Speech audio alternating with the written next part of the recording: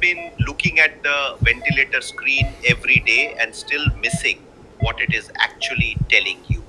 The waveform can reveal whether the lung is recruiting, over distending, trapping air, or remaining completely closed despite the PEEP you have set. And here is the disturbing part. Even the driving pressure displayed at the bedside may be misleading. Stay until the end because I will show you one waveform clue that can make your calculated driving pressure falsely high. We often use the ventilator screen mainly to check tidal volume, airway pressure, and oxygenation. But the ventilator is also a continuous bedside respiratory physiology monitor. Pressure and flow waveforms give us real time information about resistance, compliance, lung recruitment, overdistension, airway closure, and dynamic hyperinflation. Most of the pressure waveform interpretation we will discuss applies to a passive patient receiving volume assist control ventilation with a constant inspiratory flow. The patient should not be making a significant inspiratory effort because that effort can distort the pressure waveform. Airway pressure has three main components. First, the pressure already present at the end of expiration, which is the total PEEP. Second, the pressure required to overcome airway resistance. Third, the pressure required to inflate the respiratory system. So, airway pressure equals total PEEP plus resistive pressure plus elastic pressure. During constant flow ventilation, peak pressure contains both the resistive and elastic components. When we perform an end inspiratory hold, flow becomes zero. Because there is no flow, the resistive pressure disappears. The remaining pressure is the plateau pressure, which approximates alveolar pressure. Therefore, peak pressure minus plateau pressure gives us the resistive pressure. Now look at the beginning of the pressure waveform. There is an abrupt rise in airway pressure before any meaningful volume enters the lung. This is called conductive pressure. It represents the pressure required to conduct gas from the ventilator circuit towards the alveoli. In a straightforward situation, conductive pressure should be approximately equal to resistive pressure. Remember, resistive pressure equals peak pressure minus plateau pressure. But when conductive pressure is clearly greater than resistive pressure, something else is consuming pressure before airflow can enter the lung. There are two important possibilities. The first possibility is intrinsic PEEP. The ventilator must first overcome the pressure already trapped inside the lungs before inspiratory flow can begin.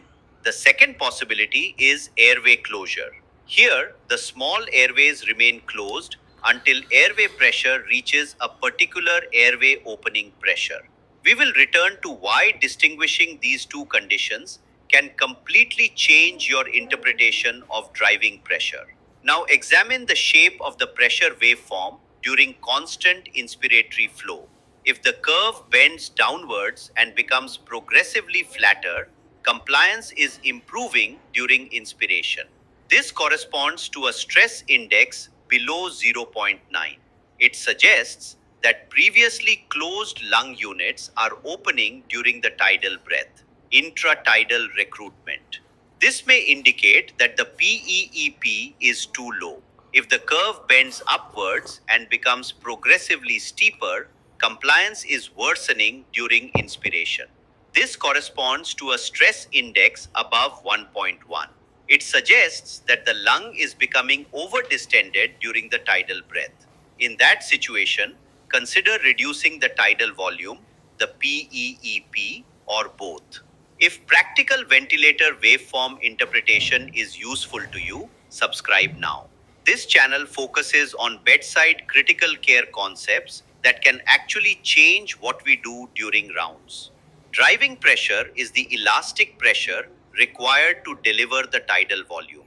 It can be expressed as tidal volume divided by respiratory system compliance. Because compliance broadly reflects the functional size of the aerated lung, driving pressure tells us whether the tidal volume is appropriate for the available baby lung. A driving pressure above approximately 14 centimeters of water has been associated with increased mortality in ARDS.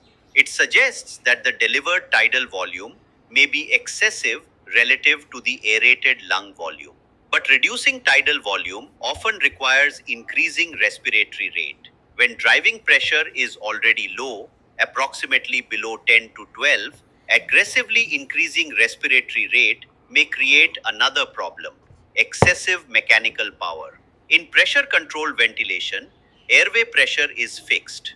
Therefore, it is the inspiratory flow waveform that changes with respiratory mechanics. A lower peak inspiratory flow may indicate increased resistance or increased elastance.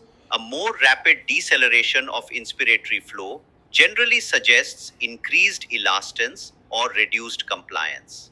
Now look at the expiratory flow waveform. Does the flow return to zero before the next breath begins? If it does not, expiration is incomplete. The next inspiration is beginning while gas remains trapped inside the lungs. This produces dynamic hyperinflation and intrinsic PEEP. An end expiratory hold can then quantify the total PEEP. To identify airway closure, perform a low flow insufflation, reduce the respiratory rate to approximately 8 breaths per minute, and reduce inspiratory flow to around 5 liters per minute. If airway closure is present, the pressure curve initially rises without meaningful lung inflation. At a break point, the airways open and volume begins entering the lung.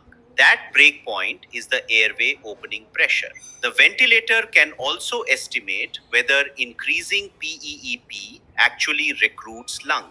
After maintaining the patient at a higher PEEP, reduce the respiratory rate and abruptly decrease PEEP, for example, from 15 to 5 centimeters of water. The extra expired volume during this transition contains the tidal volume, decompression of already aerated lung, and the volume that had genuinely been recruited by the higher PEEP. The recruitment to inflation ratio compares the benefit of PEEP with its mechanical cost. The benefit is recruitment of previously closed lung. The cost is additional inflation of lung that was already open. A low RI ratio means that most of the additional pressure is simply distending already open lung. Such a patient is unlikely to benefit from a high PEEP strategy. Now, let us return to the clue I mentioned at the beginning. Suppose conductive pressure is greater than resistive pressure.